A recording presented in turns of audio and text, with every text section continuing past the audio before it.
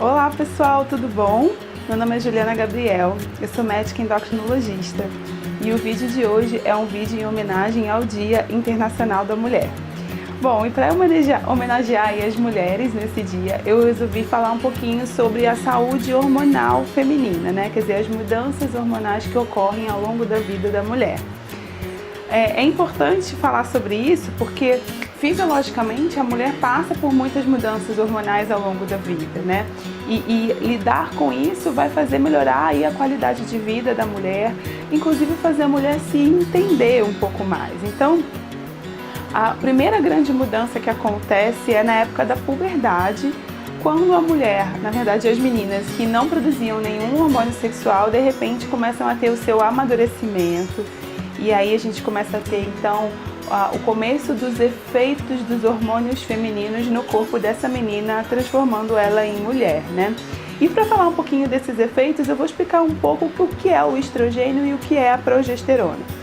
Então, o estrogênio e a progesterona são os dois hormônios produzidos pelos ovários na mulher, e ao longo do ciclo menstrual, ao longo do ciclo feminino, existe uma mudança na produção desses hormônios. Então, o ovário, quando ele começa a ser estimulado lá pela glândula hipófise do cérebro, ele começa a produzir primeiro o estrogênio.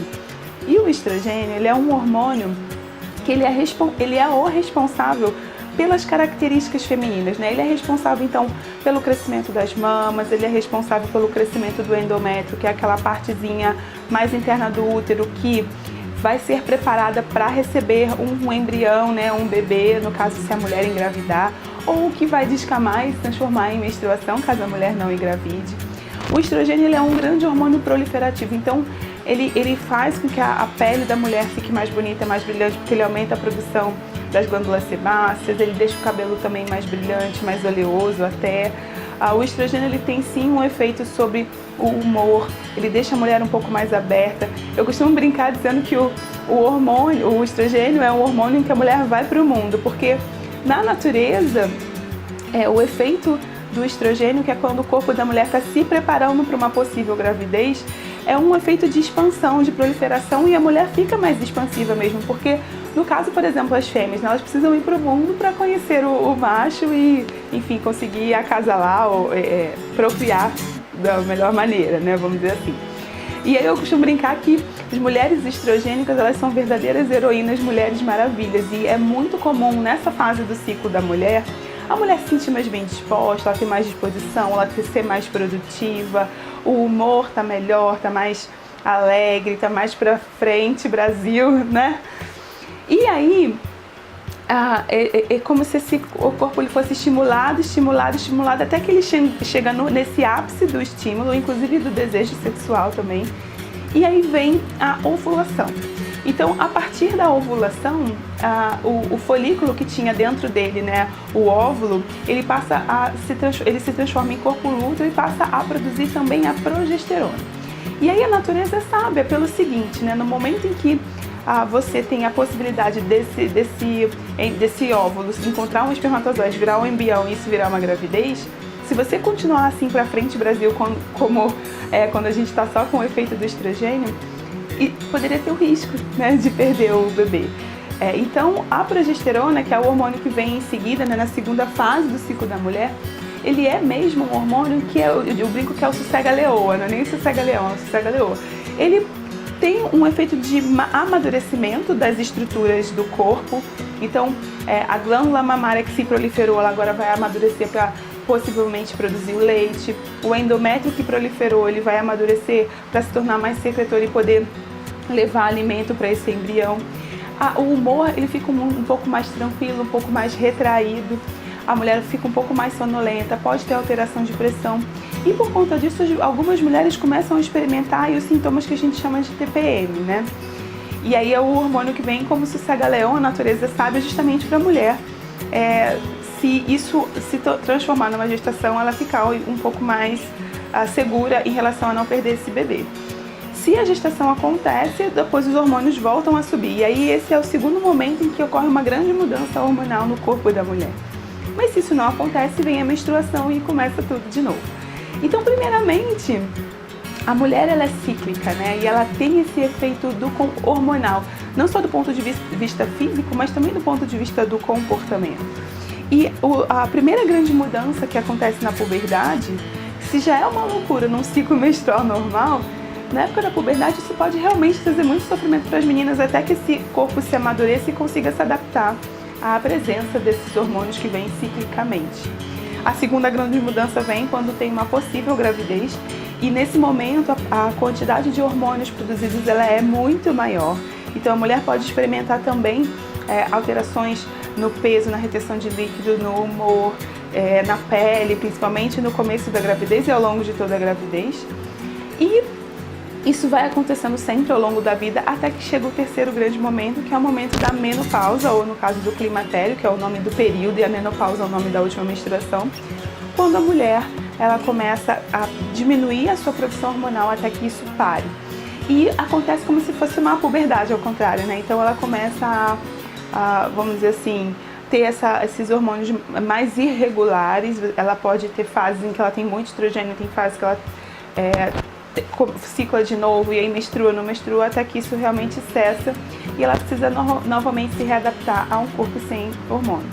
E a falta desse hormônio pode então levar a sintomas, como eu já expliquei também em outros vídeos, de ressecamento da pele, de alteração de memória, de humor, redistribuição de gordura, porque o formato feminino do corpo ele é um dos efeitos do hormônio estrogênio, né? E essas mudanças que vão acontecendo ao longo da vida da mulher, apesar de trazerem aí vários sintomas, elas são mudanças fisiológicas. O nosso corpo ele foi feito para isso. Conhecer o nosso corpo e conhecer a nossa fisiologia faz com que a gente, inclusive, entenda muitas coisas que acontecem, né? Então, TPM existe sim, mudança de humor existe sim, mudança de peso existe sim ao longo do ciclo, ainda que não seja uma mudança muito grande, mas às vezes pode incomodar, esse inchaço pode dar dor na mama, pode dar dor na perna, pode dar dificuldade até do intercurso sexual. O desejo muda muito ao longo do ciclo, porque, como eu falei, na fase estrogênica a mulher está muito preparada, mas na fase progesterônica ela já está mais sossegada. Isso é importante que todo mundo conheça, homens e mulheres, para entender que nós somos aí baseadas em hormônios e isso precisa ser levado em conta, inclusive quando a gente for planejar, enfim, viagens ou até trabalho, pode fazer diferença.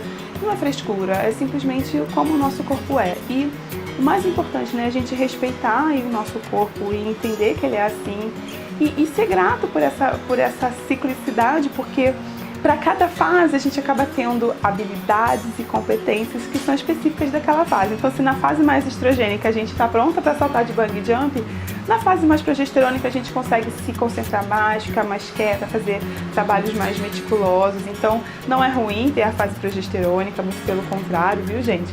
E aí, quer dizer, o ciclo hormonal feminino. Então, quando tudo corre bem, tudo isso pode acontecer já na vida da mulher. E ao longo do caminho ainda podem acontecer alterações. Então, eu acho que o mais importante, por que eu trouxe esse vídeo aqui, né? Quando eu lancei aí os canais, né, nas redes sociais do portal Endocrinologia para Todos, muitas pessoas me perguntaram quando que a mulher deve procurar o endocrinologista, quando que ela deve olhar para isso.